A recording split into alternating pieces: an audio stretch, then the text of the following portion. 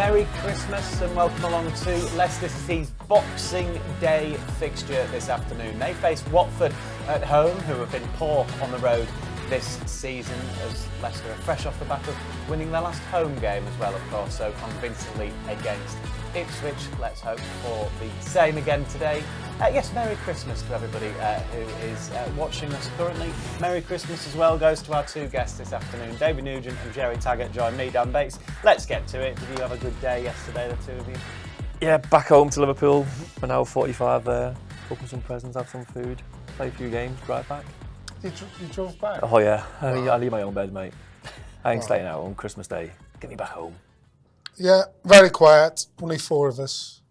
Bit of mayhem Christmas Eve and Christmas Day morning. They were cooking though, Bit of cooking, yeah. So yeah, it went smoothly for a change and very chilled out. So yeah, I was well. Christmas has never been a good time of the year. For footballers in particular. Yeah. Oh, they put You know, and similarly, I'm bottom of the list when it comes to Christmas Day this time, even though I have it off. But I'm happy to be in the background. cooking the dinner. Cooking the dinner. Staying out of the way. And now, even though you're retired, you're both here, the commitment to the cause on Boxing Day to be working with us. That's why I came home, mate. I know this is on the back of my mind. I knew I had to be sharp, ready to go.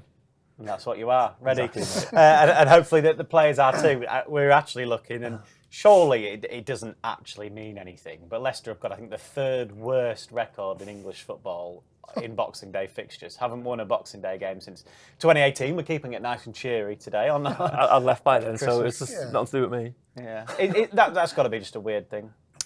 Possibly. Maybe the majority of those fixtures might have been away from them, I don't know. But Too much Christmas Too much dinner. turkey. so maybe, yeah. But I'm feeling quite hopeful about today, I have to say. I mean, they need a reaction, obviously, after last week's game. And obviously the week before that, playing Ipswich here at home with an emphatic win. So hopefully, coming back to the King Park today will spark us into life. Yeah, we'll talk a little bit about that game with QPR. The Ipswich one, though, Gerry. Yeah, as you say, the last home game, maybe it's easy to read into that. Let's get all of the team news, though, from a Leicester City point of view. Marty Cifuentes has made one change to the team that lost out at Loftus Road on Saturday. It was a tough first half, wasn't it, in fairness? I think we can all admit that. 4-0 down at the break, but they were better in the second half, and hopefully they can bring that into today. The one change is at the back, though. Yannick Vestergaard misses out through injury. In comes Caleb Okoli. Good to see him back. Obviously, he's missed a fair chunk of this season through injury himself. It's Stolarczyk in goal, Ricardo, Okoli, Nelson and Thomas across the back four. Skip and James in the midfield two, with Fatawu, Deco Dover-Reid and Steffi Mavididi supporting Jordan Ayew. On the bench, it's Begovic, Fass, Chowdhury, Carranza, Page, Monga, Ramsey, Silko Thomas and Bade Aluko. One change then, Gerry. You were obviously with us in the studio for that QPR game, and it was, as we've said, a tough watch, wasn't it? The change comes at the back. It's enforced with Yannick Vestergaard missing out through injury. Okoli comes in. Yeah, I suppose you could say a natural change. You say, good to get Okoli back. Unsurprising that people are picking up these little injuries around this time of the year, to be honest with you. Just because of the amount of games? Because of the amount of games, obviously the weather as well, the muscles trying to get I don't know exactly what the issue is with Yannick Vestergaard, but that's one instance. Is just the weather, the games. Like last week, I don't think the pitch helped. In all honesty, the pitch I thought was terrible at QPR. Was barely playable in today's standard anyway. But yeah, I think it's important to get a reaction, and we've sort of seen this. I'm not saying it's a trend with Leicester this season, but unfortunately, we have seen them go, play 2 or 3 games, playing really well, and then for whatever reason, they go and get beaten the next game. So hopefully, I said to them, hopefully, they learn a valuable lesson from last week, and try it. And it's all about your mental approach and how you start the game. And I just thought last week they didn't start the game well. QPR were on fire and Leicester got punished. So it's important that they start the game well. If they do, then we've seen that they have the quality to compete, not only compete, but beat any team at this level. It's a chance to bounce back as well, isn't it? That's the main reason now. Obviously, a horrible defeat against QPR. And a home game. I know it's Boxing Day, the record's not the best, but go out there and show the fans that we can bounce back and try and get another run of form, which takes us up the table. Results recently have not been pleasant, as we said, but obviously you look at the Ipswich game, the last home game, which we dominated, deservedly won it, and it's a chance to play on a decent pitch. Try and play our football, get our best players on the ball, and try and win the game, and send the fans home happy. Boxing Day, because it's not been pretty since 2018, is it? We haven't won a Boxing Day game. Yeah. So it'll be interesting to see how the lads get on all fair today against Watford. Nice start. We were not really good away from home either, are they? So yeah, the worst record in the Championship away from home belongs to Watford. So we don't jinx it. Which sounds good, but then you hear they've lost one game in their last 10. They're unbeaten in their last 4. So although they've not been fantastic away, Gerry, they don't lose many still.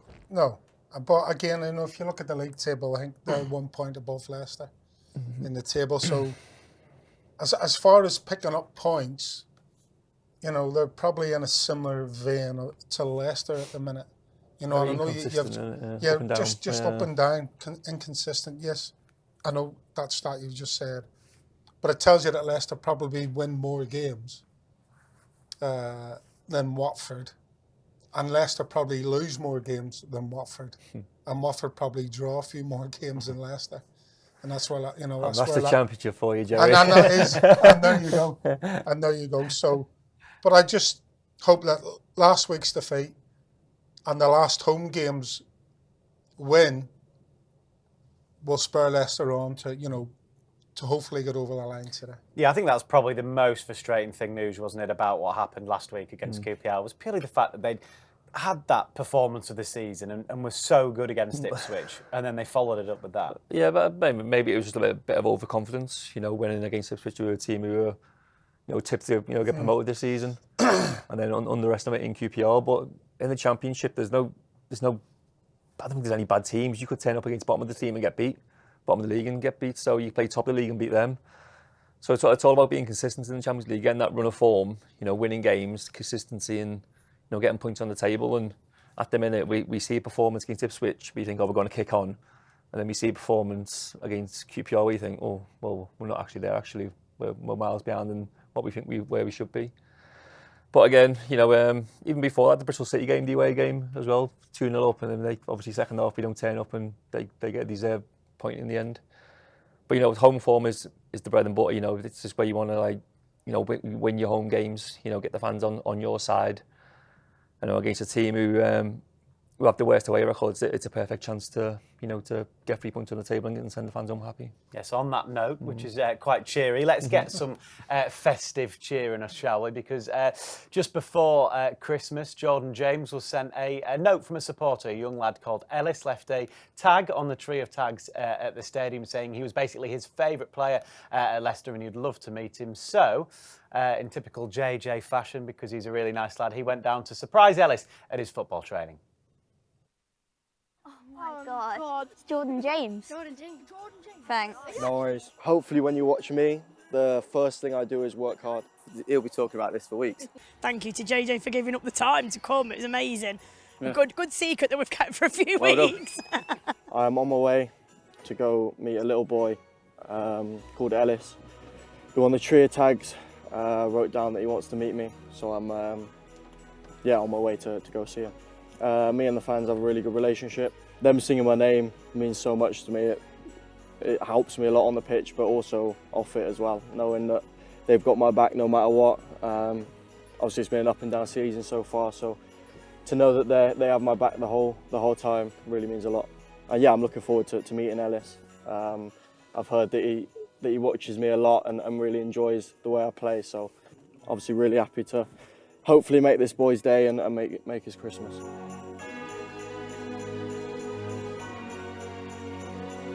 So basically, everybody, we're down here to do some grassroots filming with you. Ellis is your captain, has got a little mic on there, so he's going to say a few words in a minute. Before he does though, we've got a very special someone just behind you there who's going to bring some presents for you now. Oh my God. Damn. Who's that? Jordan James. Hi guys. Hello. Hi. Is there an Ellis here? Yeah. Yeah, which one's Ellis? Me. Yeah? You okay? Yeah. You're the captain? Yeah. Yeah?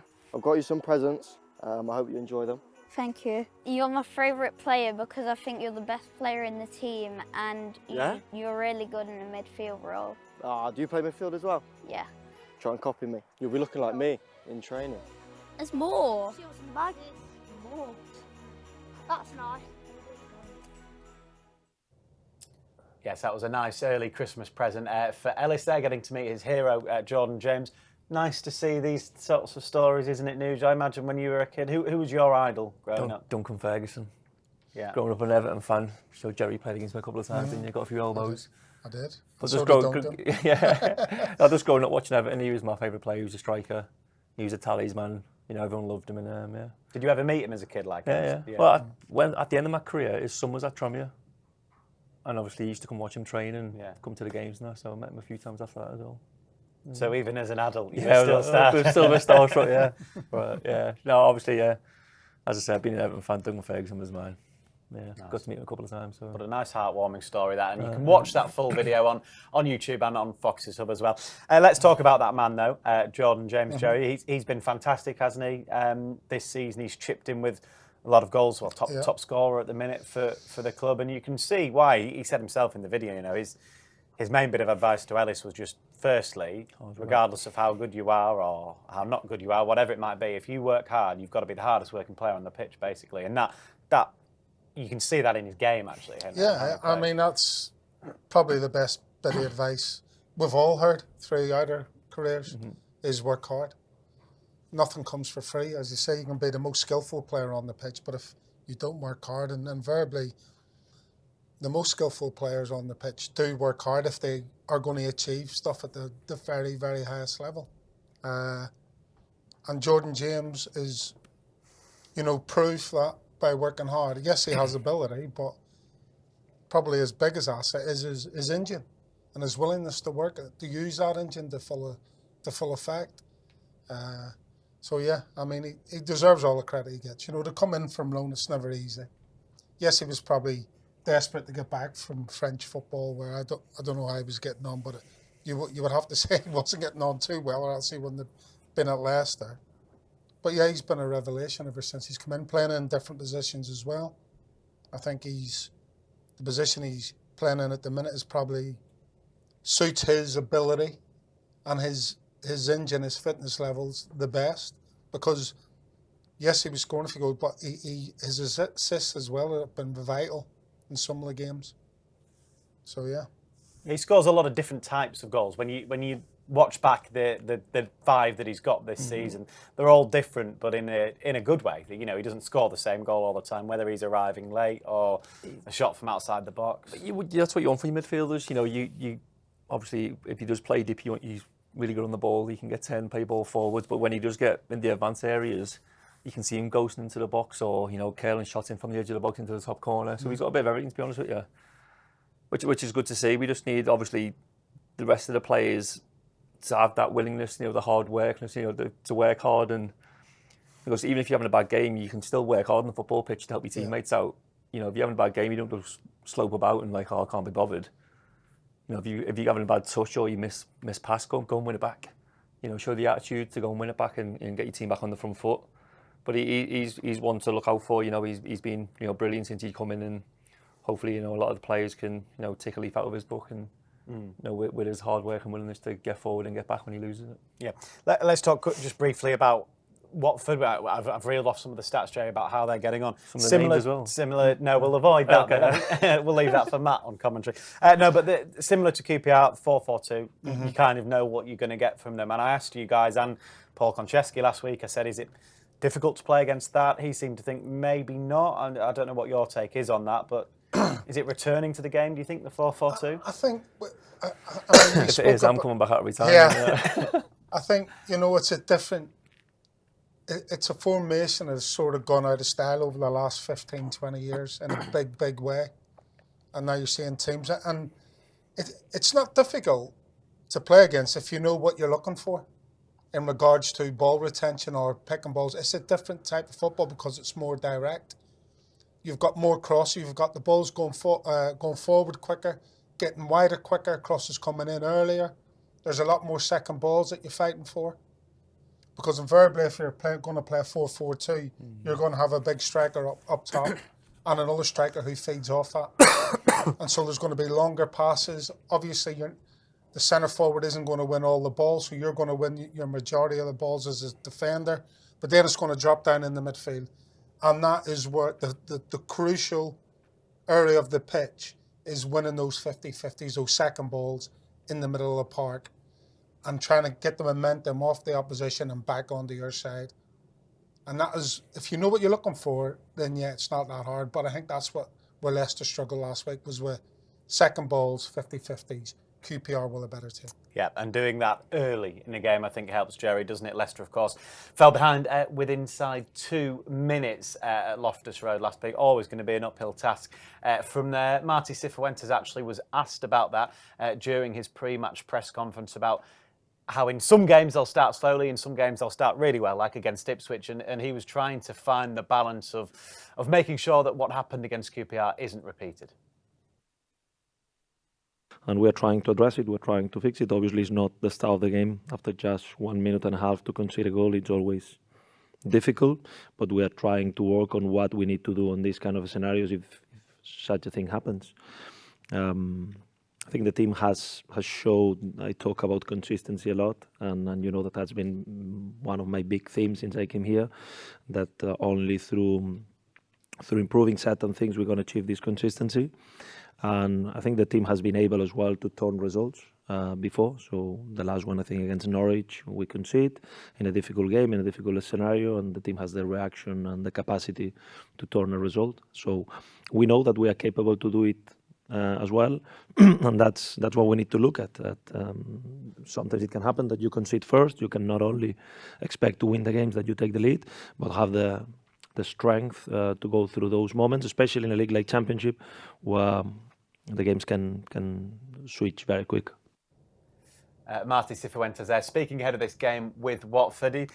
You can hear he's probably frustrated, Nuge, isn't he? As much as the supporters are in not quite understanding why that happens, why a game can suddenly, you're 2-0 up within half an hour against Ipswich and really good, and then a week later, obviously, you concede so early. That's a difficult pill to swallow, isn't it? Yeah, obviously, playing at home, we say it's easier because you've got the fans behind you and it's easy to be on the front foot. Away from home, you've got the opposition fans, obviously QPR wanting to get on the front foot as well, but I think you've always got to impose yourself straight from the start of the game, regardless if you're playing home or away. Show your intent from the start, try and put them on the back foot rather than them put us on the back foot. So I think it does swing both ways, but I think you've got to, from when I played, just go and close them down straight away, put them under pressure, try and win the ball back, and if it doesn't, they kick it long, goes out of play, you get the ball back. Try and get us up the pitch as quick as possible, play in their half, and try and keep them there. Just this momentum in it. Yeah, I think it goes back to a mindset thing. David's right. Especially when you're playing away from home, it can be very topsy-turvy. And you're not always going to have, the run of the ball or control of the ball or control of momentum. But especially at the beginning of a game, so David's first thought is, right, if they're on the ball and it goes back to the full-back, I'm going to chase them down. If the full-back launches the ball forward, then in my mind, I'm thinking, right, I have to win that header. Or I have to make sure I'm in the channel if it goes over my head and make sure the centre forward doesn't get on there. And that's all your little individual mindsets before the game kicks off. And I just don't think... If you hit it down, then the midfielder's got to think, well, this is going to drop there, so I've got to be there. So I've got to win that 50-50, that second ball. And that's how you get yourself as a team into the game, by thinking about what's about to happen and making sure that you do your job properly and you're there first to win it. And I just don't think at the beginning of last week's game we've seen that. And then obviously the momentum is with QPR. The fans are not on their backs, but behind them, and Leicester just struggled all over the park. Well, hopefully, like you say, Gerry, they've learned that lesson now, yeah. and maybe we'll see that within a couple of minutes of the game today. Thank you to everyone who's been getting involved in the comment section with us this afternoon. Obviously, wishing us all very happy Christmases. There's a message I'll read out for you, Nuge. Oh, it's not your mate, is No, it? Dave the Fox has said, Okay. David Nugent was a fantastic player for Leicester. Always loved watching him. A real fox in the box. Big up, Nuge. So I thought I'll say something nice for you, considering it's Christmas after all. You deserve it. You can follow all the action as ever with us here on Fox's Hub for Match Day Live, whether that's watching the game with us or listening to the game with us. There are international half-season passes available. This game is pretty much available to absolutely everybody outside of the UK. So if you are outside the UK, then your best bet is watching the game with us, and you can get those half-season passes there for just £90. That will sort you for the rest of the season. If you are here in the UK, then you can listen to all of the action. Matt Elliott is on co-commentary duty for us. There are Listen Live monthly passes available for under £5 a month as well there. So any information you do need on what is available to you, all you need to do is head on to Fox's Hub and it will tell you what you need. As ever, there are memberships available for you. You can win a pair of signed Jakub Stolarczyk match-worn gloves. So that is for members and season ticket holders. All you need to do is become a member on the app. So do have a look out for that by downloading the LCFC app. A couple of minutes before we hand over to the commentary team then. So is the message from both of you, and you think it'll be similar then from the players themselves firstly, and Marty, is let's start quickly today. You have to get in the just get out faces, there. just put them under pressure on the off, get the fans on side. You know, I think that carries on into the first few minutes of the game. You know, and if we start positive, you know, get people in the opposition box. You know, win second balls, get the ball out wide, crosses into the box. You know, the fans start to raise up, don't they, and start cheering and getting behind you. And I think that's what we just need, a good start to like get the atmosphere going. Listen, Watford will be saying exactly the same thing in their dressing room, but Leicester are at home. And so it's up to them to take the momentum, take the game, make sure that they start the game well enough that they can then play the style of football that they want, like they did against Ipswich. Well, I said that about the Boxing Day stat, whether that actually means anything, Nuge, and we weren't too sure. But Watford will know they've only won one game on the road all season, won't they? Yeah, well, they'll be in the back of their mind. Their away record's rubbish. You know, so Leicester, I can see that as well. Yeah. You know, so it's up to us to go out there and impose that on them again. You know, they don't like travelling, so it's up to us to go out there and impose our style of play early, score an early goal and carry on and get another win. You know, because we need it. You know, it's a bit up and down at the minute, and you know, results have to change for us to get back into the playoffs. I know it's only 4 points off the playoffs, isn't it? You know, so it's not miles away. You know, obviously we want to be better in the league where we are at the moment. But what an opportunity on Boxing Day, whether the record's not good on Boxing Day, but what a chance to play against Watford, who are rubbish away from home, and get the win. Yeah, hopefully so. You should be in the dressing room giving Get me him in speaks there, like that alongside. I'll help you out, Marty. Thank you to David Nugent and to Gerry Taggart for their company. We're going to hand you over to the capable hands of Matt Elliott, who is alongside John Dunn on commentary. Before you hear from both of those guys, there's a little explainer of what is available to you on Fox's Hub and how you can find it this afternoon.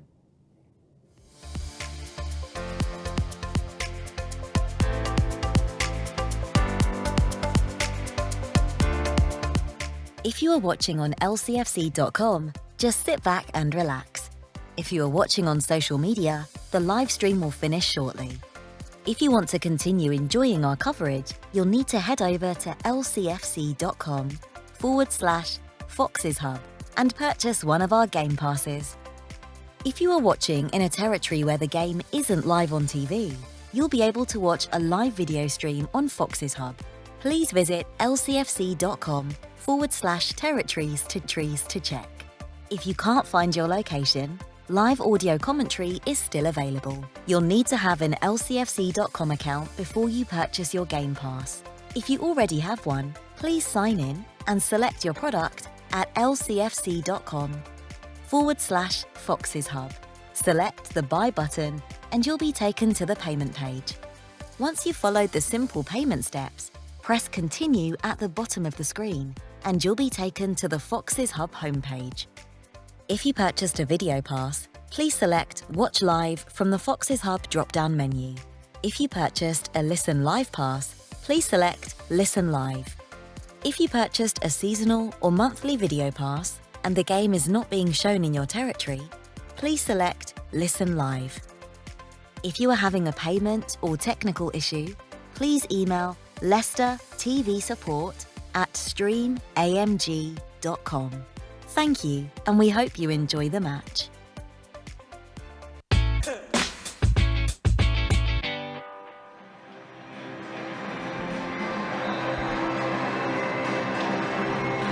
Good afternoon, everyone. Welcome